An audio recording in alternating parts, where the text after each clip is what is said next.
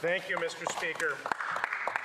Mr. Speaker, this might be the most important speech that I give as a member of Parliament in my political career so far, because I think we can all agree in this House that the promises that we make to our constituents, particularly constituents who are families of victims of crime, are the most important promises we make. I've been a member of Parliament for 8 years, and this is the first opportunity that I've had to bring forward this private member's bill. This legislation was named in honour of Lyle and Marie McCann from St. Albert, Alberta. They were brutally murdered in 2010. Their killer is currently behind bars, but to this day we do not know the location of their remains. I want to start by reading a statement from their son, Brett McCann, on behalf of the McCann family. On July 3, 2010, Travis Vader killed my parents, Lyle and Marie McCann. In early 2017, Vader received a life sentence for this despicable crime. Vader has never acknowledged that he committed this heinous crime. Our pain is everlasting. We will never forget or forgive what Vader has done. We know that it is critical for Vader's rehabilitation that he admit to having committed the murder of my parents. This is a prerequisite to any possibility of him having a role in normal society. As part of this admission, Vader would also need to provide authorities with the location of my parents' remains. It is very important to myself and my family that my parents' remains be located and buried properly.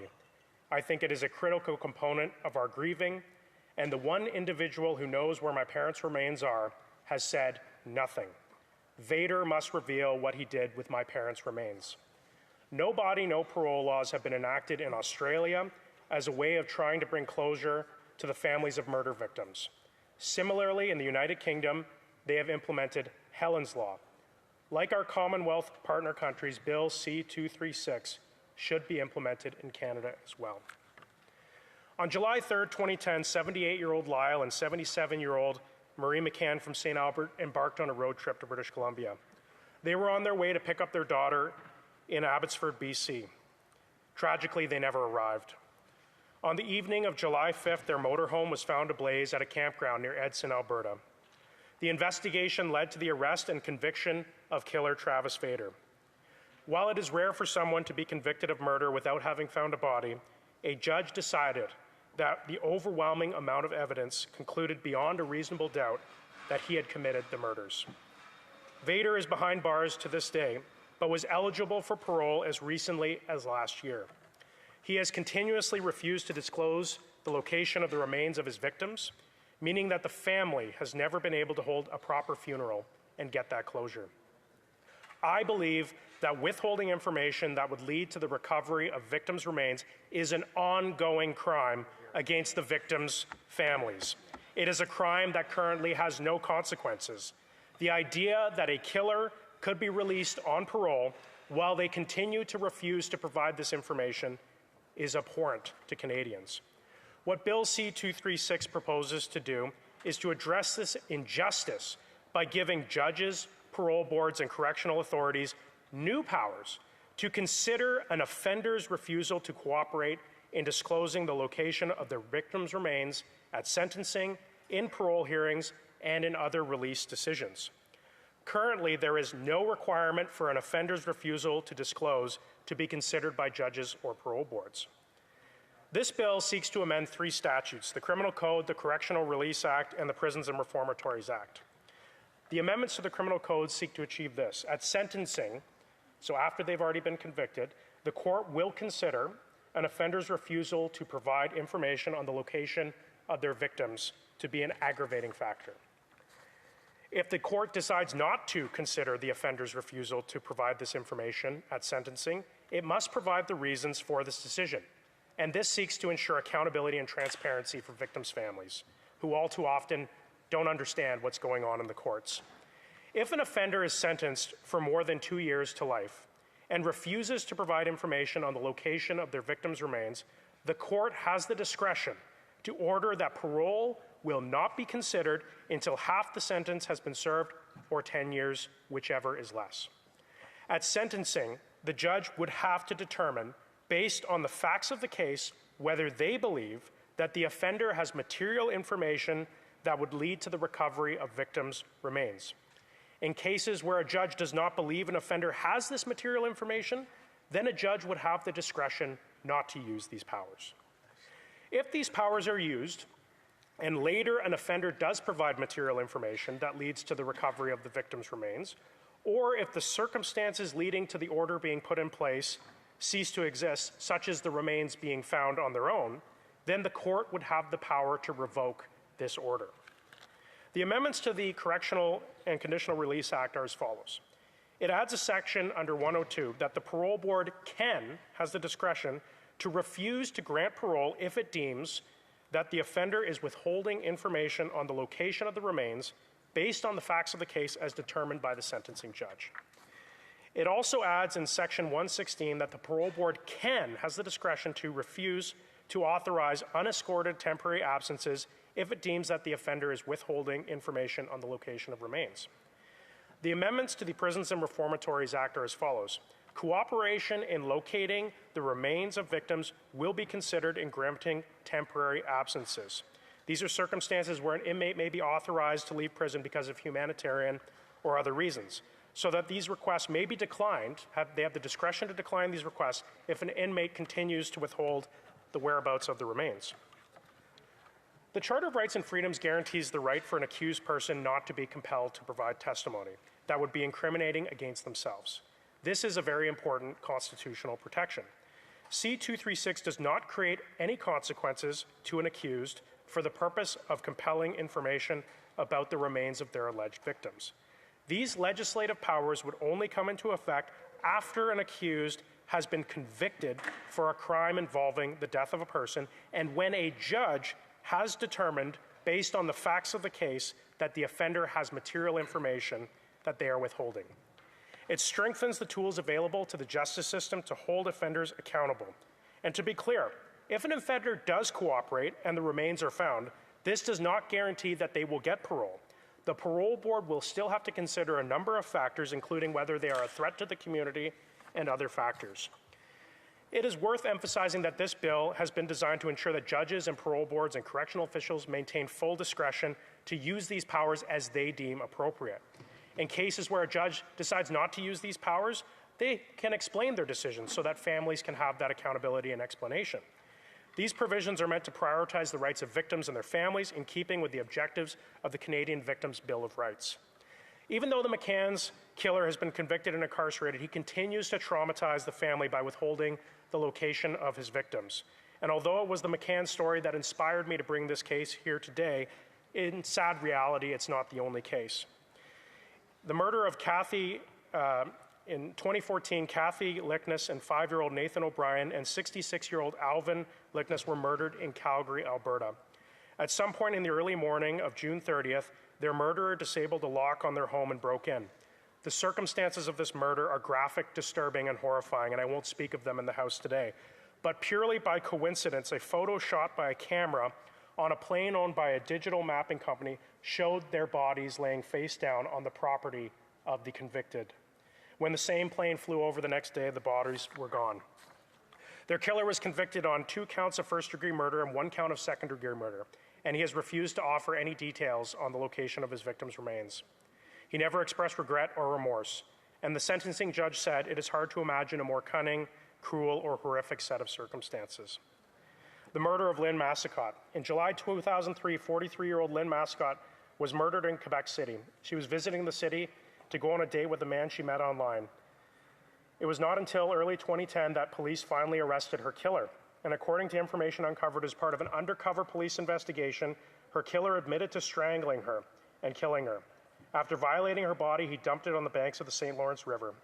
Although it has been over 20 years, the sisters and friends of Lynn Massicott have been unable to find peace because her remains have never been found.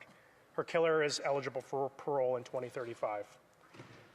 The saga of missing and murdered Indigenous women. Despite compromising 4% of Canada's female population, Indigenous women make up 10% of missing women in Canada and 16% of all female homicides. The National Inquiry into the Missing and Murdered Indigenous Women and Girls reported in 2019 that Indigenous women are 12 times more likely to be murdered or go missing than non-Indigenous women. In 2022, at least 4 Indigenous women were murdered by a serial killer. The remains of Morgan Harris, Mercedes Myron, and Rebecca Contois were found in landfill searches. However, the remains of the 4th victim, Ashley Christine Shingoose, have never been found. The killer has been convicted on 4 counts of first-degree murder. However, he has shown no remorse for his actions and has never cooperated in locating his victim's remains. This killer will be eligible for parole in 2047. In my riding, the case of Samuel Bird this past summer, in June, a young boy, 14-year-old Samuel Bird of Paul First Nation, went missing. After an extensive search, his body was found just south of my town of Stony Plain on October 16th, 4.5 months after he was last seen alive. I want to recognize the exceptional effort of all those who were involved, despite investigators calling it one of the most challenging cases they have been involved in. The unwavering dedication of police, his family, and volunteers allowed for Samuel to receive a proper burial. His accused killer has been charged with 14 offenses. While the family of Samuel Bird will be granted some closure from his remains being found, the accused made obvious concerted efforts to hide his body in the hopes that it would never be found. In reaction to this case, recent case, the Assembly of Treaty Chiefs for Treaties 6, 7, and 8 resolved at their convention that, quote, "We support strengthening accountability by requiring offenders convicted of serious crimes to disclose information about the location of victims' remains before parole or sentencing, recognizing its potential to bring closure and healing to families of missing and murdered Indigenous peoples." Just today, we received shocking news that the killers of Laura Babcock, Dell and Millard, were downgraded from maximum security to medium security. Laura Babcock went missing in early July of 2012.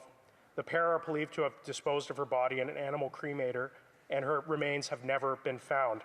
Despite no body being found, overwhelming evidence led to a conviction of first-degree murder. Just yesterday, despite having stabbed another prisoner as recently as 2023, Millard was downgraded to a medium security prison, and his co-conspirator Mark Smith has been enjoying medium security prison since 2021. This was done despite a refusal on the part of the killers to admit to the crime they had been convicted of, and they have never provided information about the location of Laura Babcock's remains. Even though these killers have been convicted and are incarcerated, the trauma for victims and their families continues to this day.